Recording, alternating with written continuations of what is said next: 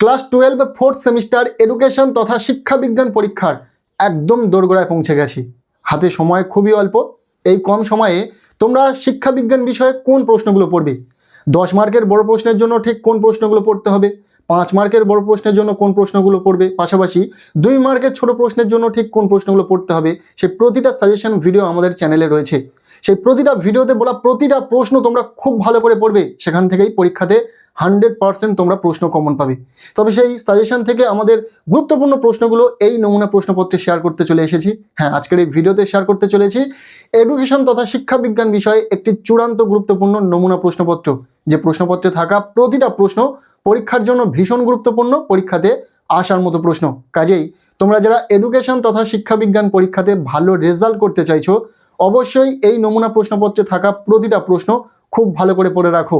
এখান থেকে বেশ কিছু প্রশ্ন তোমাদের পরীক্ষাতে কমন আসতে চলেছে। সো আমরা সম্পূর্ণ প্রশ্নপত্রটিকে একদম প্রথম থেকে দেখে নেব। প্রশ্নপত্রের শুরুতে রয়েছে 1 দাগ, বলা হচ্ছে অতি সংক্ষিপ্ত উত্তরধর্মী প্রশ্ন, বিকল্প প্রশ্নগুলি লক্ষণীয়। এখানে 2 মার্কের প্রশ্নের উত্তর লিখতে হবে। টোটাল 5টি প্রশ্নের উত্তর লিখতে হবে, 10 নম্বর রয়েছে।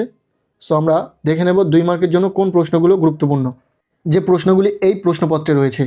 প্রথম প্রশ্ন, প্রচেষ্টা ভুলের শিখন কৌশলের প্রবক্তাকে, এই তত্ত্বের মূল কথা কি? এর অথবা প্রশ্ন, থার্স্টনের দলগত উপাদান তত্ত্বের মূল কথা কি? দেখো, ক্লাস 12 ফোর্থ সেমিস্টার পরীক্ষাতে 2x সিস্টেম রয়েছে। সো প্রতিটা প্রশ্নের জন্য একটি করে বিকল্প প্রশ্ন তোমরা পাবে। অর্থাৎ যদি 5টি প্রশ্নের উত্তর লিখতে হয়, সেখানে তোমরা 10টি প্রশ্ন পাবে। প্রতিটি প্রশ্নের একটি করে বিকল্প প্রশ্ন থাকবে, এতে তোমাদেরই অনেক সুবিধা হবে। এরপর দ্বিতীয় প্রশ্ন, WHO হু এর পুরো কথাটি কি, এর কাজ কি? প্রত্যেকের নিশ্চয়ই জানা রয়েছে। এর অথবা প্রশ্ন, ধ্যান কাকে বলে, ধ্যানের দুটি ভালো দিক কি কি? এরপর 1.3 প্রশ্ন, শিক্ষায় সিস্টেম অ্যাপ্রোচের দুটি বৈশিষ্ট্য লেখো। এই প্রশ্নটি কিন্তু পরীক্ষাতে আসার সম্ভাবনা অনেকাংশে রয়েছে এবং আমার কথাটা মিলিয়ে নেবে পরীক্ষাতে গিয়ে, এই প্রশ্নটি হয়তো পরীক্ষাতে এসে যাবে। খুবই গুরুত্বপূর্ণ প্রশ্ন। এরপর 1.3 অথবা প্রশ্ন, টেকনোলজি বা প্রযুক্তি কথাটির অর্থ কী? ইম্পর্টেন্ট রয়েছে, দেখে রাখবে।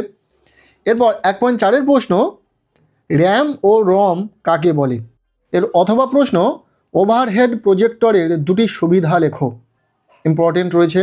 এরপর 1.5 প্রশ্ন, শূন্য সহগতি ও পূর্ণ সহগতি কাকে বলে? এখানে স্পেলিং একটু মিস্টেক রয়েছে। নেক্সট, এর যে অথবা প্রশ্নটি রয়েছে, গড় বা মিন কি, এর মাধ্যমে কি জানা যায়? এই ছিল কিছু 2 মার্কের প্রশ্ন। এরপর আমরা নেক্সট ভিডিওতে 2 মার্কের প্রশ্নের জন্য ঠিক কোন প্রশ্নগুলো পড়তে হবে তার সাজেশন বানিয়ে দেব। আর ইতিমধ্যে আমরা বড় প্রশ্নের সাজেশন দিয়েছি, শুধুমাত্র 2 মার্কের প্রশ্নের সাজেশন দেওয়া হয়নি, যেটা আমরা খুব তাড়াতাড়ি দিয়ে দেব। এরপর রয়েছে প্রশ্নপত্রের 2 দাগ, বলা হচ্ছে সংক্ষিপ্ত উত্তরধর্মী প্রশ্ন, বিকল্প প্রশ্নগুলি লক্ষণীয়। এখানে রয়েছে 5 মার্কের বড় প্রশ্ন, 2টি প্রশ্নের উত্তর লিখতে হবে, টোটাল 10 নম্বর রয়েছে। তোমাদের এডুকেশন পরীক্ষাতে 5 মার্কের বড় প্রশ্ন রয়েছে এবং 10 নম্বরের বড় প্রশ্ন রয়েছে। 5 মার্কের 2টো প্রশ্নের উত্তর লিখতে হবে, টোটাল 10 নম্বর, এবং 10 নম্বরের 2টো প্রশ্নের উত্তর লিখতে হবে, টোটাল 20 নম্বর। বাকিটা দেখছি এখানে 5 নম্বরের জন্য যে প্রশ্নগুলো রয়েছে দেখে নাও। প্রথম প্রশ্ন, ভালো থাকা এর ক্ষেত্রে ধ্যানের প্রভাব সম্পর্কে লেখো। ইম্পর্টেন্ট প্রশ্ন। এর অথবা যে প্রশ্নটি রয়েছে, কৈশোরের মানসিক সমস্যা সমূহের নিরাময়ে পিতামাতার ভূমিকা কেমন হওয়া উচিত?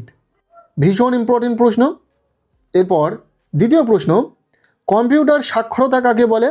শিক্ষা প্রযুক্তিতে হার্ডওয়্যার ও সফটওয়্যার কাকে বলে? এই বড় প্রশ্নের ক্ষেত্রেও তোমরা দেখছো প্রতিটা প্রশ্নের কিন্তু একটি করে অথবা প্রশ্ন রয়েছে।